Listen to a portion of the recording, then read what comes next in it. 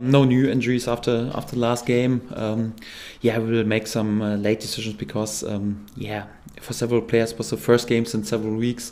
For example, Hernandez was out for a few weeks and yeah, was pretty tired. And after 75 minutes, I had to substitute him. And yeah, we'll make a late decision. He's available for tomorrow. The question is if it makes sense to start him already again, just with having yeah 2 days to rest. To be honest.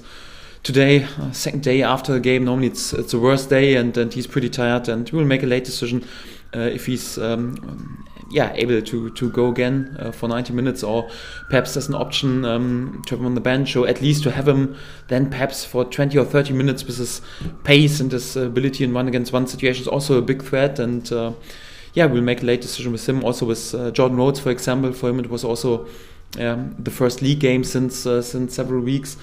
The advantage with him, he was not out like O'Neill in training for a few weeks, and he had the game against Wycombe, so that he played there 90 minutes. Jordan, I think he's in a bit better condition, but with these players we'll make some late decisions, and it's always when you have just two days between the games to recover, so it's more to find the balance, not to break the rhythm with too much rotation, or sometimes to bring some fresh legs on the pitch. So yeah, some late decisions, but no new injuries.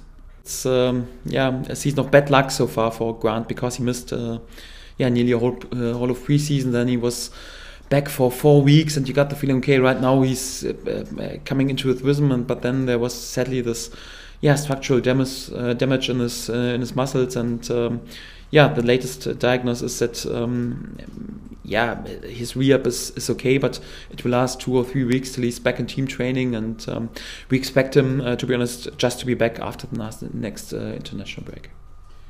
Yeah, first of all, it's important that you have a good start after the international break to be immediately back in shape and into rhythm, and it's always good to start with a good result and with a good performance, and we did both of it. So well-deserved win, and I think in general a brilliant performance. We also spoke about a bit poor start in the first 10 minutes. I got the feeling it lasted a few minutes till we were in our rhythm, but in general, so I think it was a totally deserved win, and yeah, the most it pleased me that we didn't get nervous after a bit poor start, and after we were back 0-1 after a few minutes, and I think Lolle hit the crossbar as well, but we kept the nerves and stick together, and for minute to minute we dominated the game more and more, and in the end it was a more than deserved win. So we had more possession, 90-7 goals, shots on the goal, and especially to have this win at Nottingham. They were unbeaten at home since April, I think.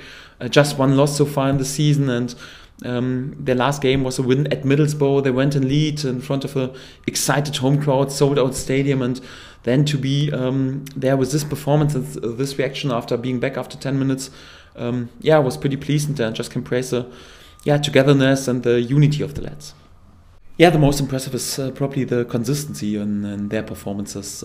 So it's a part of our way, because yeah, in the recent years the club was a bit under financial pressure, and we had to lose some key players in terms of earning some money, and it is our way to set our trust into the young lads and our academy products. And yeah, it's important that we don't speak just about the youngsters, the kids, and the academy products are our future. So the most important thing is how you act, and yeah, we act in the way that we trust. We totally trust in them, and we play them, and yeah, they rewarded with really good performances, and which is pretty pleasant on a high consistency level, and this is outstanding. But it's always important that you have a good balance. So we know that, especially on the wings. So I made it clear several times. So our average age on the wings is 19 point something. So it's probably the youngest squad in this terms in the whole Western Europe on this professional level.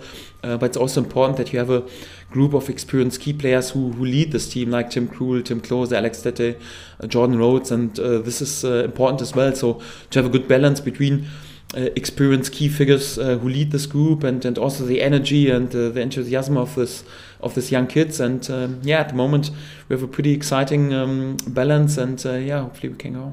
We had 3 really difficult years. So 3 years ago, relegated from the Premier League.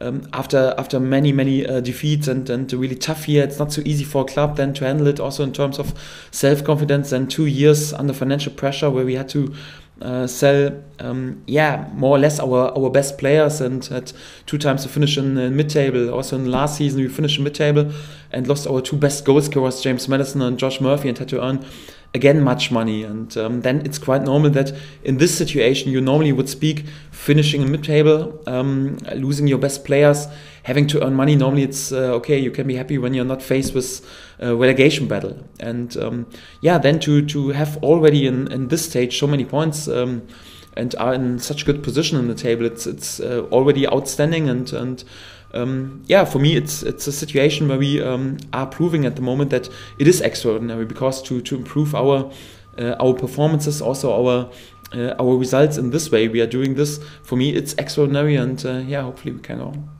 To be honest, I don't mind so much. So I'm pretty sure that especially the opponents are pretty respectful at the moment, because in the beginning it was perhaps a bit more like, okay, Norwich, they had to sell some of their quality players, and there are some young kids in the starting lineup and we don't know the names, so must be some talents of the academy or whatever. And okay, there were some good performances, and sometimes, okay, it's a bit coincidence, but if you play with this consistency, it's never coincidence. And always luck is quality. So for that, I think the opponents are pretty respectful at the moment, and we are noticed. And to be honest, it doesn't make our life perhaps easier, because everyone is right now respectful when they face Norwich City. But this is exactly what we want. So we want to be successful. We want to go further on. We want to be there with this level of performances, and also with this good results. And hopefully we can go on. I totally respect Steve Bruce. He's a great character, and was so successful, so experienced on this level. And it's always that you feel a bit with a coach who was there with so many good years when he's has to go. And but all I can say is a big congratulations also to Aston Villa for being able to sign Dean Smith, because in general, I'm full of respect of his work already in Brentford.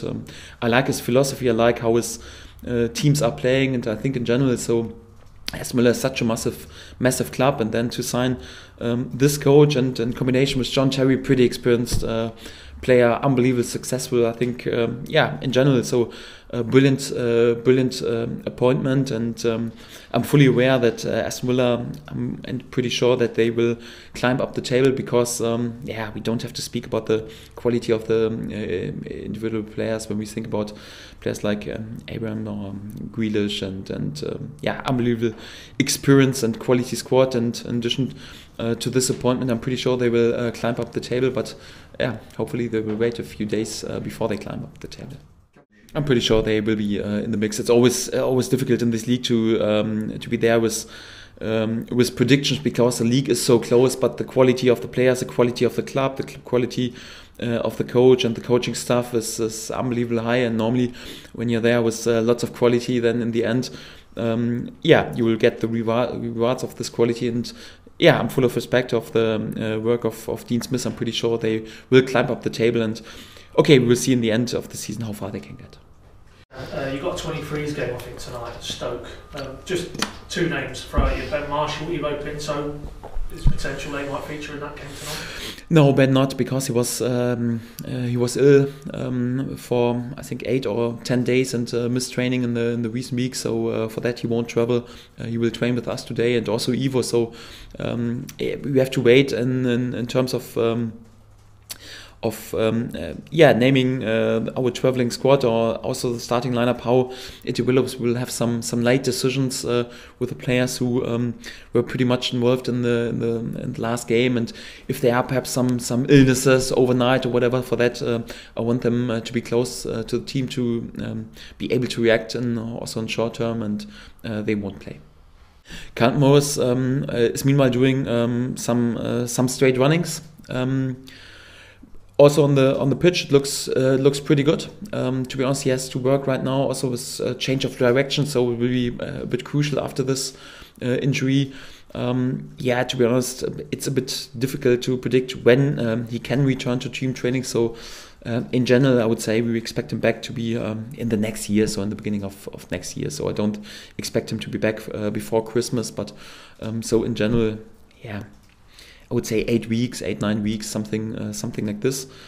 And the second, Sean Raggett, yeah, okay, he's doing his rehab. It's also a long-term rehab. He's doing this at his club. He's not here at the moment, and for that I can't judge exactly how far he is. But yeah, it's a long-term rehab, and it will last a bit as well.